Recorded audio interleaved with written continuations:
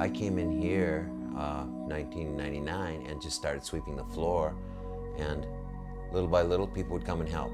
Oh, I'm a nurse. Okay, volunteer, come and help. We started, two days later we started seeing patients, and we've been open ever since then. So that's now 13 years, and it's well over 1 million patients. We've grown. We started off with just this room, and now 300 patients a day. We've got 50 inpatients. We deliver over 100 babies a month. We go to 7 districts with mobile clinic. We are doing a ton of work. So at the moment in the hospital we have 2 young women who have really now terminal cancer. One is an osteosarcoma, the other is a chondrosarcoma. And these are lovely young women who in Australia would have had a really good chance of surviving these problems, but it hasn't been possible to manage the problems that they have here.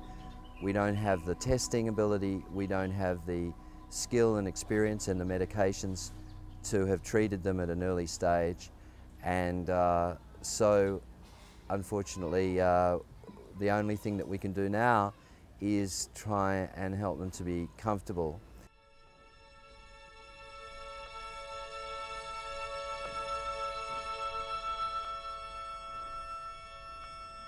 What are you going to do with your life?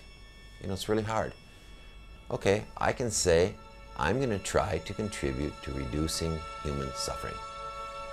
Somebody might say, well, that's pretty small in the overall point of the world, but you know, if you start trying to think about the universe and well, you're going to end up mentally ill probably.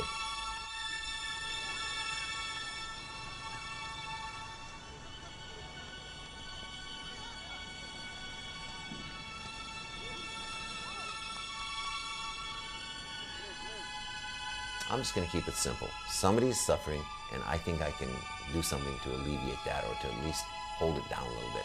I'm just going to focus on that. And if I can have a big impact, helping people reduce suffering, I'm saying I'm exercising compassion. It does it for me. Pretty simple.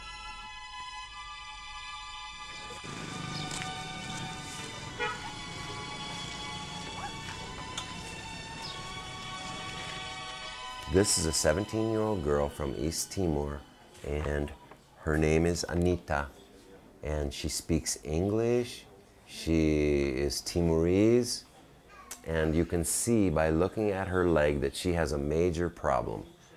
This has been going on for 4 months now, and it's getting bigger and bigger. It's not going away.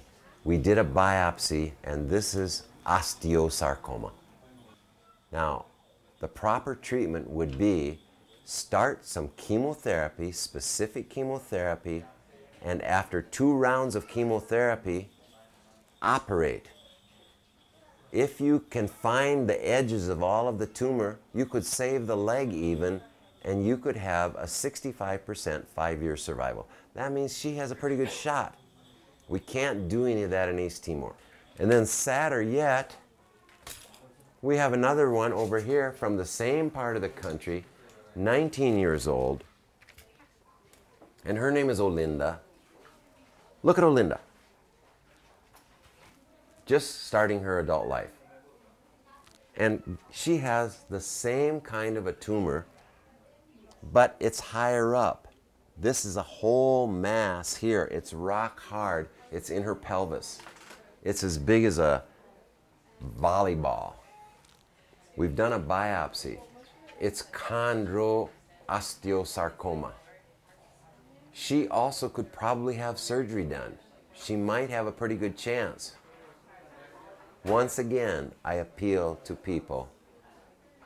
If your heart tells you to do something, help these 2 kids. Okay?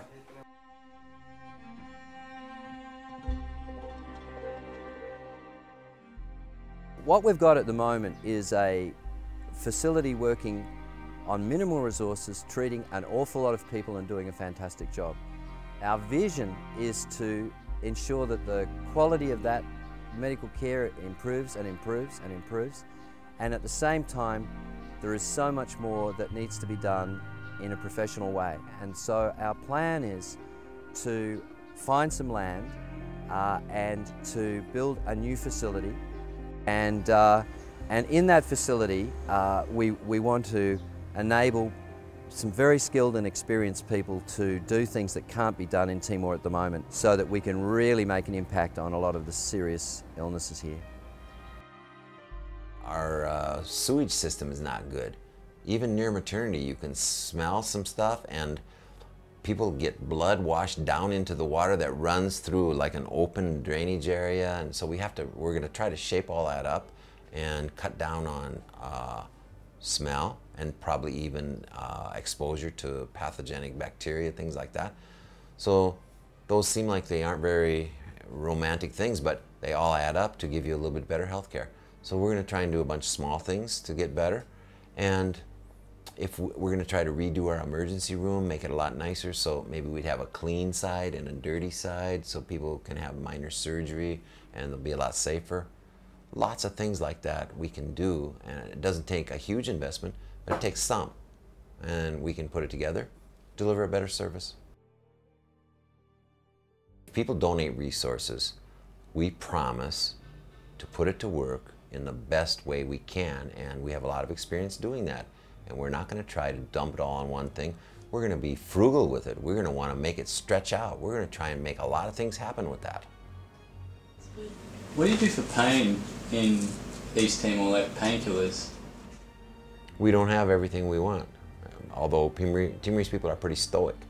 But still, like these two girls with cancer, I know it's going to get nasty here pretty quick. And I don't have the right things. I wish I did, but I don't. So I have to just sort of hold off, because I'm saving my big guns for when I know there's nothing else. So you have to kind of play that kind of a game. How much longer do those two girls have? The one, I'd say she only has a couple weeks. Yeah.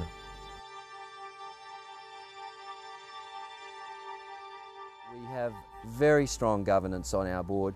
People on our board who are in the world of business and who are dedicated to ensuring that we're running an organisation that is extremely transparent and operates on the highest principles, so that you can be certain that the money is coming directly to Timor, directly to Bairo Pite, and that you can find out where your support has gone.